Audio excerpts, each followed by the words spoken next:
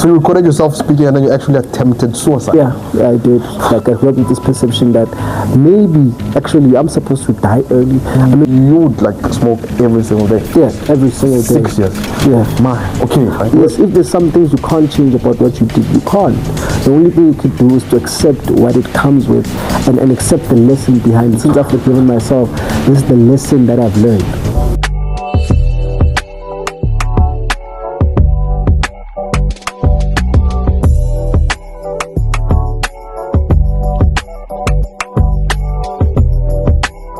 Yeah. But if I feel like it, that's the thing.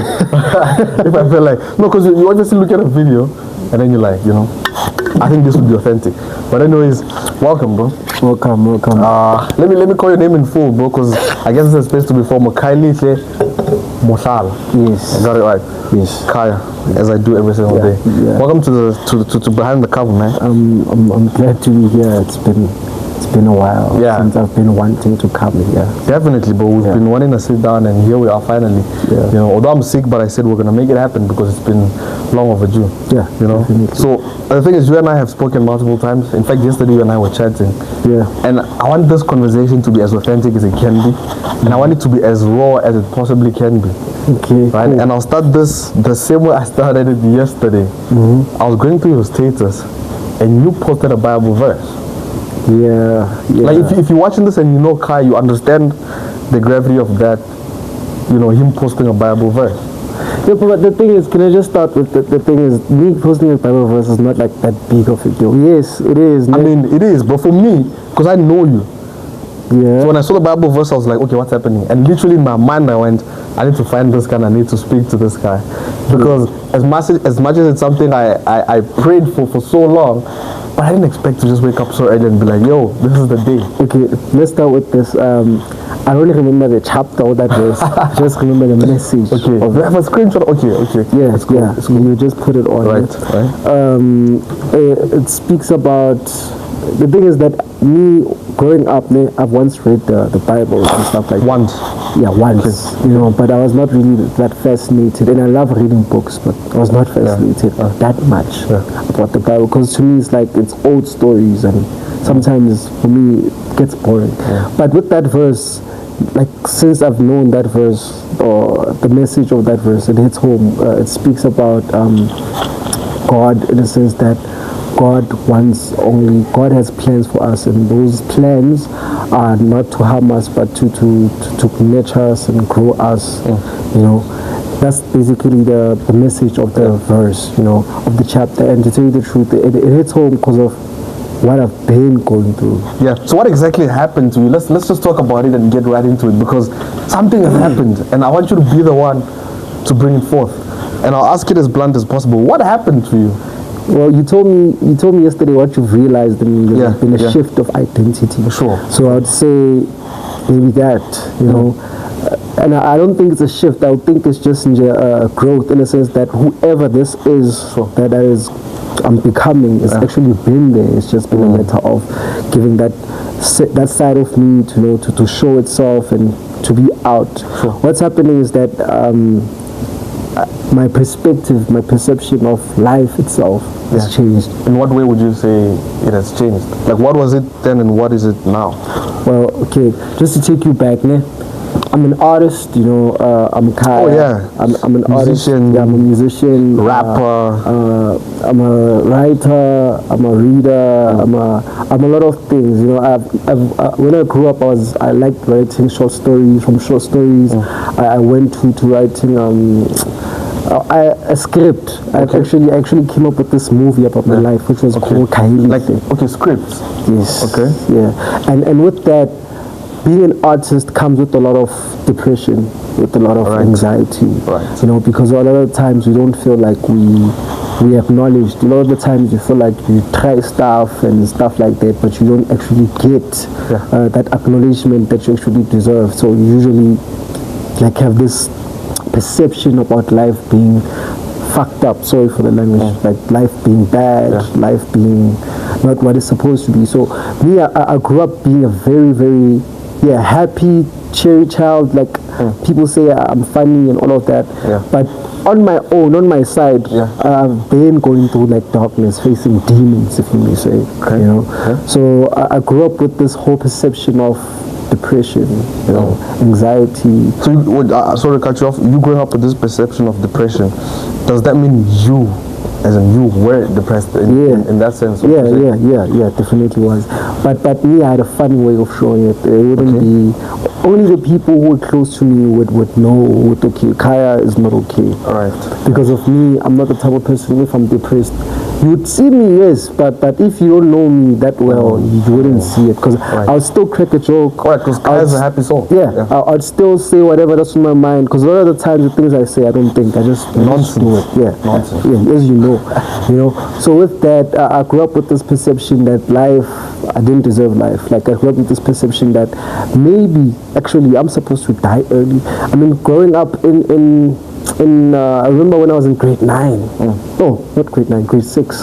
Crazy. I was in grade 6, sitting in my living room, looking at the roof and looking at my belt and thinking, how can I get my belt there and actually hook it up? You know, and there was this thing, how am I going to get that belt there to actually, hang myself? But Traumatizing. grade 6, crazy enough. But in my head, I'm like, nah, I ain't gonna do it. There's a lot. But I knew one thing that I always told myself when I was young, it was that I know I have to be successful, but I've always felt the pressure to be successful at a younger age. So there was a whole thing of Uti. I just can't wait to just be successful and kill myself. Like that's how I wanted to end. And I actually did try. Crazy enough. In grade 11, I actually did a whole video. I actually wrote a whole note, suicide note, and so you recorded yourself speaking, and then you actually attempted suicide. Yeah, I did. How did that end, man? Like, did you actually, did somebody walk in before you could do it? Crazy enough, do it no one. Okay. It actually stopped itself. Then you realize actually killing yourself is not an easy thing. I don't care who says what. Killing yourself is not easy. I went there. I remember I took a rope. Before I took a rope, I took it to choir. I wrote a whole suicide letter. Oh man. My parents, to my sisters, to my friends, everyone had like a letter, which they never read. Like, wow. I think you should give it to them one day. No. I mean, it makes the story better to then relate in a sense of like, you see, this is what would have or could have happened. Yeah. But so thank God we're here. I wrote those suicide letters, and then after that, I took a video, set it up, and then you should send me that video, bro. I don't even know where the video is.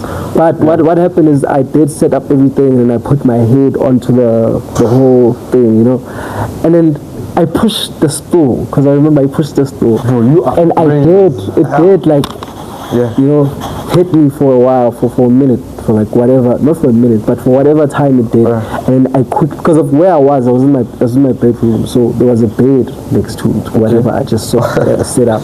So instead of just struggling, when I took off the noose, I just jumped on my bed. Yeah, which is what helped me at the time. But if there was no bed and if I was in somewhere else, I probably would have died, because I did attempt it, and after that, after the whole experience, I was like, no, that's not how I'm gonna do it. And you wouldn't advise anybody else to do it? No, definitely not.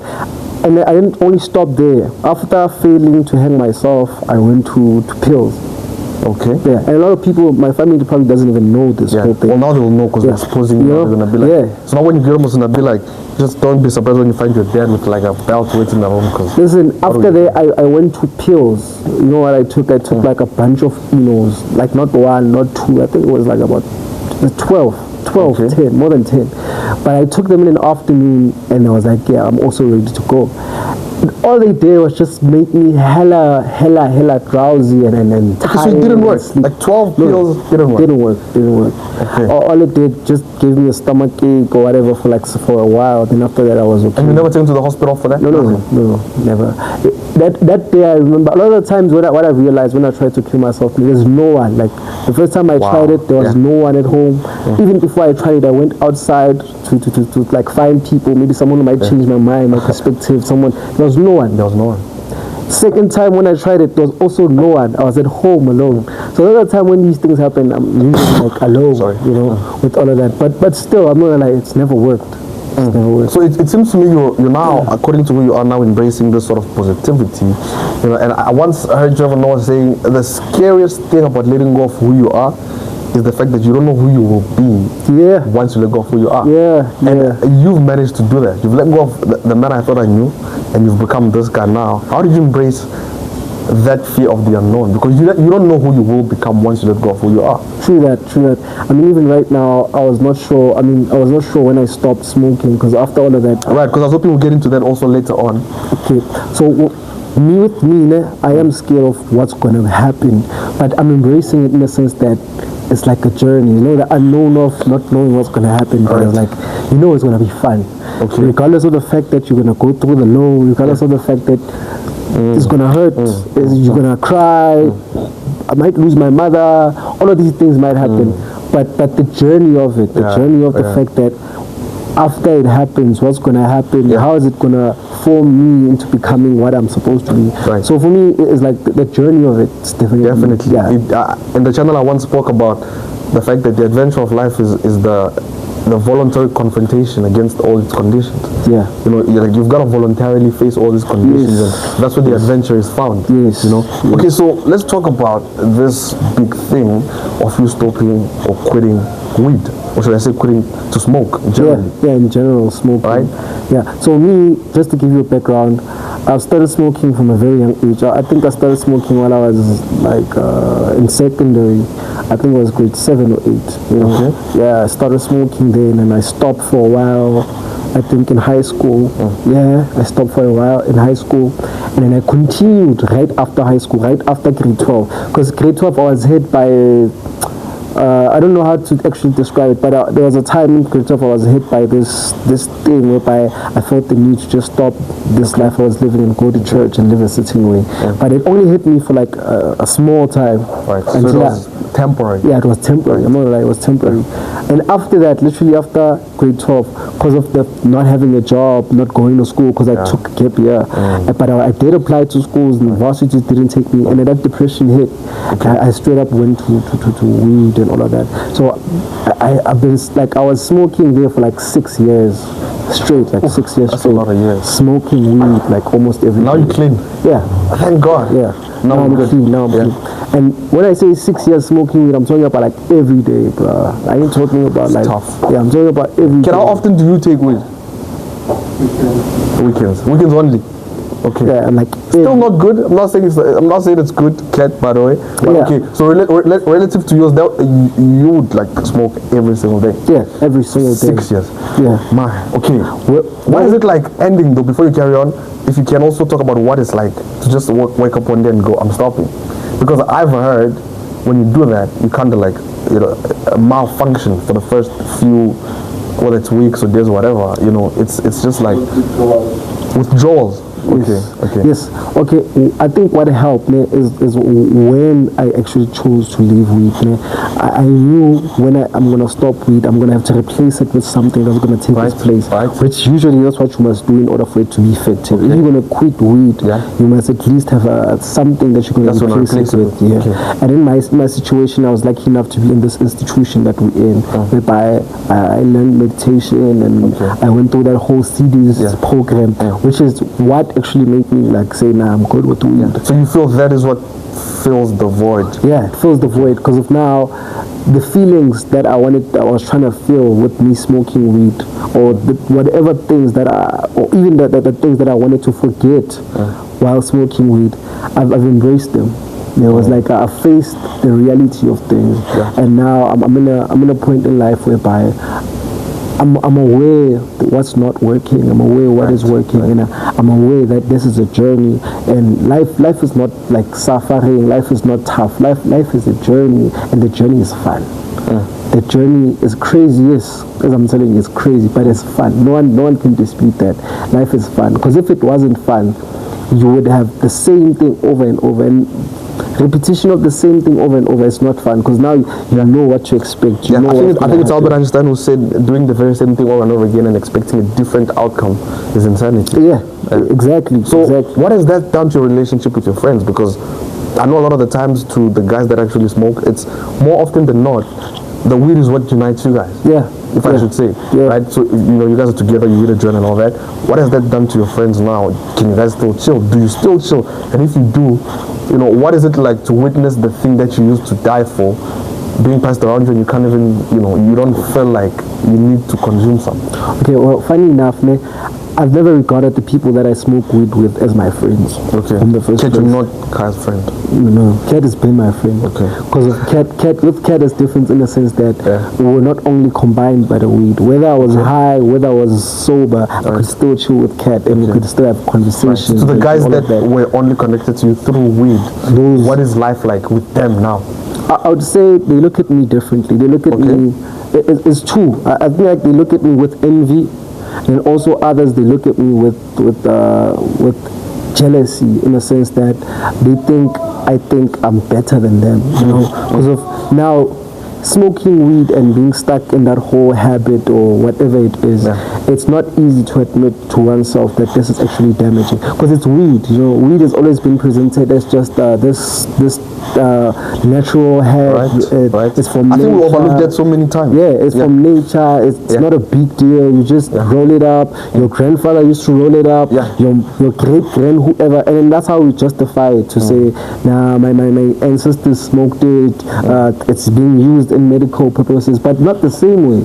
So I'd say for me, it's now a thing of like the people I used to smoke with. They probably look at me with jealousy. Others look at me with envy, and those who don't, they just don't look at me at all. Yeah. And so right now you're like extremely clean. Last time you no, last time I smoked, I think now in Pusha. It's not been that long, I'm not going to lie about it. But the difference is, I think, if not 2 months, 3 months now. But the difference is, with everything that's been happening, and because before I did try to leave it way before. But when I did try to leave it way before, I didn't replace it with something. I was just saying I'm gonna leave weed because we're supposed to be tested in order to go to the whole series. I remember. So with that, that's why I was like, I'm gonna leave weed. But I still had there was an incentive for you to leave it. It was not personal willingly. So even though I would leave it, when someone smokes weed, I'd want to smoke it too. There was those type of things. So that's tough. I have to ask. What has that done to your relationship with God? If I should ask. With who? With God. It's intensified.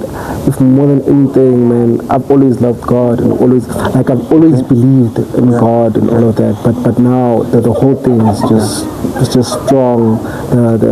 I mean before, I didn't care. For me, it was always been a whole thing with it. I just can't wait for God to take me. But now, I just know that God has plans for me, big plans, So now I'm in a sense that me and God, bro, we're just friends. And I know not only friends, that whole thing, I feel a strong connection to say, bro, God is there.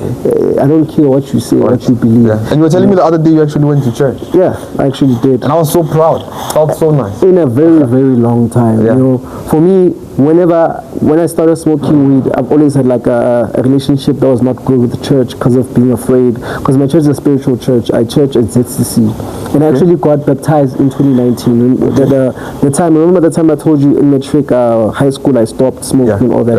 Okay, that was during that whole time. I did get baptized and all of that. And but I went back to church and I felt at home. I went back to church and it felt like, hey, man. What are the people saying though? Because I understand the level of being judgmental that exists in these spaces that we call churches. So you walk in and they know this kid, they know the sort of life he lives, and now he's come to church.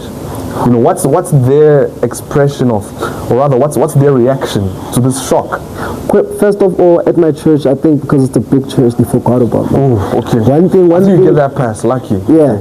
One thing they haven't forgotten or they'll never forget. One thing I know for my church, it's my family, because my family is big in my church. My granny is one of the eldest members of the church. She used to be a secretary of the church. My sister is also there, and all of that. So, but they don't recognize me because I haven't been to church in a while. So maybe they do see the similarities that this person looks like this one, but for them to actually judge or anything like that, I haven't felt that ever since I went back to church. It's been more welcoming, it's been more open, and whatever happens. What has it done at home in a sense of with your family? Because And I ask because if I'm asking to find out if maybe certain family members also were smoking, what happens to the moments that created a connection between you guys through smoking? What happens to that connection? Okay, cool. Is it lost now? Me, I started smoking because of my brother. No, not because of my brother, but I started smoking while my brother was smoking. Bigger brother? Weed. Yeah, my older brother. Okay. Yeah. So would you say he sort of like got you into it, or? No, I wouldn't say he got me into it, but also influence. I'm not gonna lie. Okay. The influence was there because of Right. I would see how he would smoke and how he would feel after smoking, and it would be a whole thing with, okay, cool, let's smoke, you know. Okay. And then also smoking did make our relationship stronger because when we That's why I asked that. Yeah, true that. Yeah. But what's nice is my brother got a job, and that job made him to stop smoking himself. So he stopped smoking about maybe it's 2 years or 3 years now. Stopped smoking weed. He only just drinks alcohol. But I continue to smoke regardless of that him stopping, and been smoking for we used to smoke with him. Now I would smoke weed, he would be smoking his cigarettes because he also smokes cigarettes. And then we'd have those conversations, those late night conversations whereby both of us are smoking, you know, all of that. And to a point whereby I feel like that became my identity. I became known as that smoking guy. I became known for the smoking, for the weed. That was me. I mean, a lot of people even here in school, they know me for that. The Kaya, when they see me, Zolo, Masfasi Zolo, and all of that. Tough. So those type of things. Yeah. Would you say you lost that bond? You know, as you said, the late night convos and all those type of chats. Because now that thing that united both these individuals no longer exists. I would say after he stopped smoking weed, our bond got stronger because of the things we faced. You know, there's other challenges that we faced as family. Like last year, we lost our uncles in a short space period of time, and there we had no choice but to actually come together. More than anything, I come from a very loving family. It's so loving to a point whereby my place or my house, you would always find strangers, you know, like those hobos who have been chased out at home, those hobos who have went through some things and stuff like that. My grannies, those type of grannies who takes in everyone and just gives you an opportunity to redeem yourselves, you know, a second chance. So that's why also I feel like I believe in second chances, because I see it every day when my granny gives someone a second chance, whether they've been chased away because of they smoked or they did this or they used to live this life. But because of that, you know, everything is just strong and How has that shaped your love life? Let me call it as it is, because I think yesterday when you and I spoke, it seemed to me like you've abandoned the toxic club. Yeah. You know, I remember you guys being there, and now I'm looking at you. It's like I don't think you actually exist in that category anymore. Crazy thing is, I'm one of the most toxic people I know. I was. Yeah. I'm very toxic. Let's put it past it. Yeah, I was very toxic. You know, in a sense that all of my exes, they know if they're probably gonna watch this video. We are not on good terms. I don't care who you are, but my exes don't like me, and it's not a whole thing which I know exes don't like each other, but they probably hate me because of the past, the way I used to respond to situations. Sorry for that. With all my exes, when we broke up, I've always felt this betrayal of trust and all of that. So my response to that would always be big. It would be a whole thing with, okay, you messing with me, and I'm gonna mess with you. We even make it to I don't know. You know, if you're messing with me, I'm messing with you. So with my last relationship, it was we dated for close to 4 years, or it was actually I think 4 years. Okay. Yeah. It was 4 years, you know, but even with that, when it actually exploded, it actually did explode. And it was not just it was a big explosion to a point whereby she tried to kill herself because of the things that I did. She actually ended up in hospital, but she recovered and all of that. And now, it's like she doesn't exist. Everywhere, every social media platform, I don't care where it is, I'm blocked. Wow. Not only blocked, she probably changed her names, she probably changed everything because she wants to stay far away from this, you know.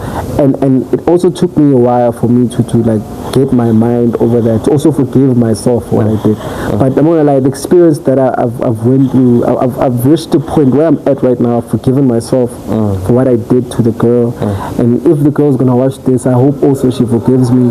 But most important thing, I forgave myself, and one thing I learned is that I need to start thinking more, you know, and acting less.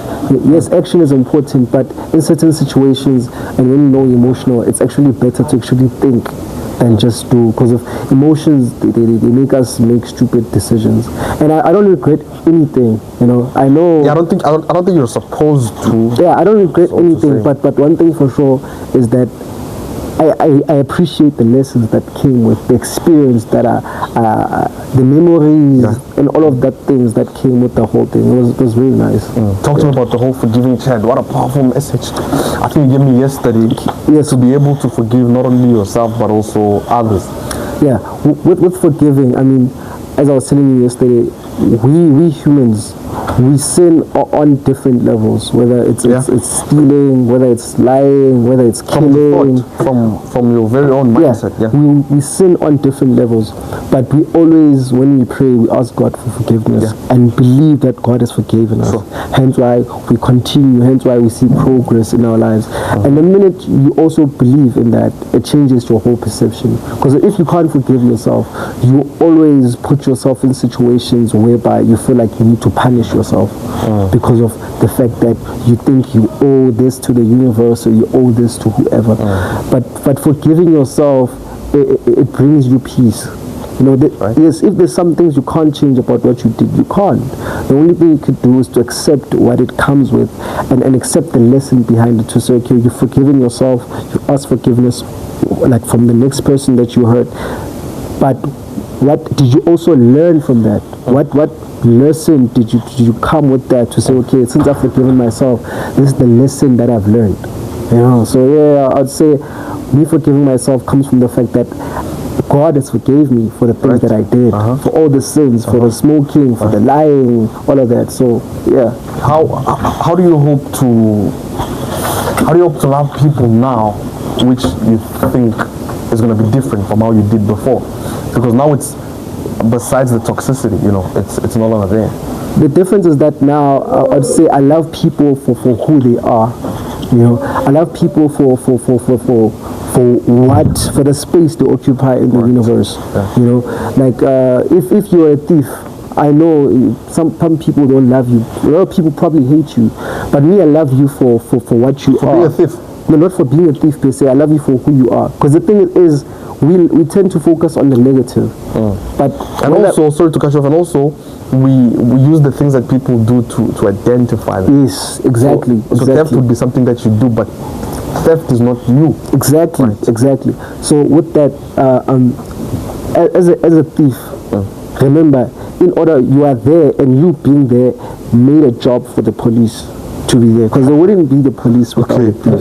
Okay, yeah. I don't know how I feel about that. Without the police, there wouldn't be a judge. Without a judge, there wouldn't be a lawyer. All of those things. I'm with you. So you occupy that space so that you can, you know, it's like an effect, a chain effect, a chain reaction. In a sense, with you need to have this thing in order to have the next one.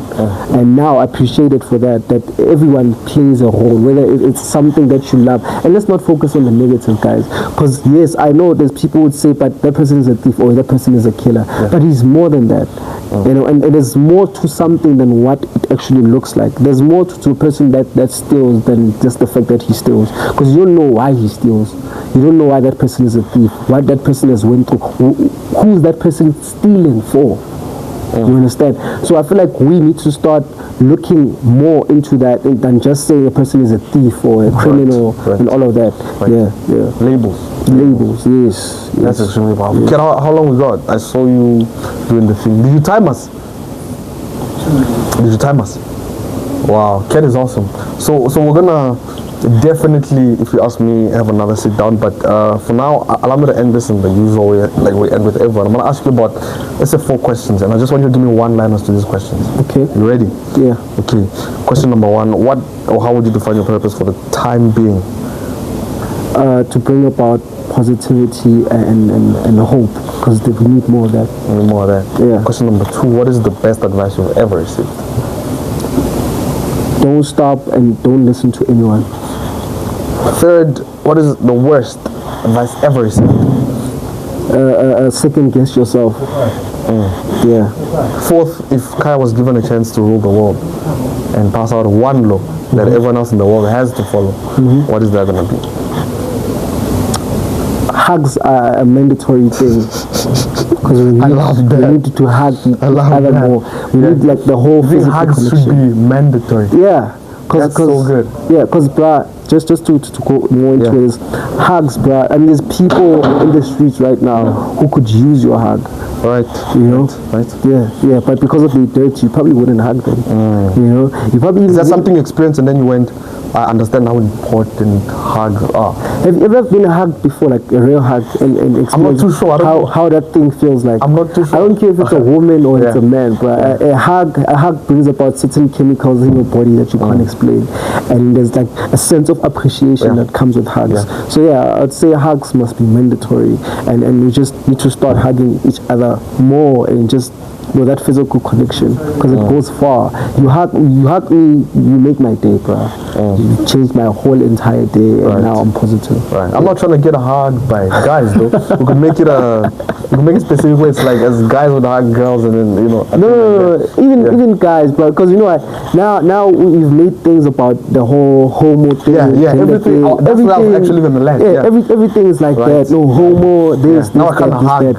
Yeah, but all of this it's been put into our minds so that we actually could avoid like touching each other, actually forming real connections, bro. You know, because as much as we both men, but we still both humans. There's souls here, there's spirits here. You understand? And once we just understand the importance of actually connecting, connecting as people. A handshake goes far, bro. Right. A hug goes far. That whole skin connection, it goes very far. So yeah. I'm with you, man. Dude, I personally cannot wait to see what more your journey will bring to your life. This new journey that you've taken on. Thank you so much for blessing us with your presence here, and I hope that we have more of these. Good luck with this new man that you are now. Before you end it, I'm also opening up a new business with actually Nicholas. That's on the come up. We're gonna be doing organic cleaning. The name of the company. I saw the podcast. We can also talk about that afterwards. Also there's a podcast that I'm also doing. It's called Student Accommodation Podcast. So also check that out. It's out there on YouTube. But yeah, also my cleaning company with Cat, we're about to launch it. You didn't tell me about this. Yeah, so it's called Soweto Shine Vuselela. Okay. It's out there. We're about to actually launch soon. It's only going to be accessible if you're based in Soweto. No, the Soweto thing is because of I'm trying to end youth unemployment in Soweto. So anyone, if you're youth and actually want to get your hands dirty, you actually want to do something, you can hit me up. Soweto Shine is for the youth, by the youth, in order to just end unemployment and start being proactive. So it's an organic cleaning company in the sense that we use organic products exclusively. We don't use. So what are you guys cleaning? We do residential cleaning, we do student accommodation cleaning, we do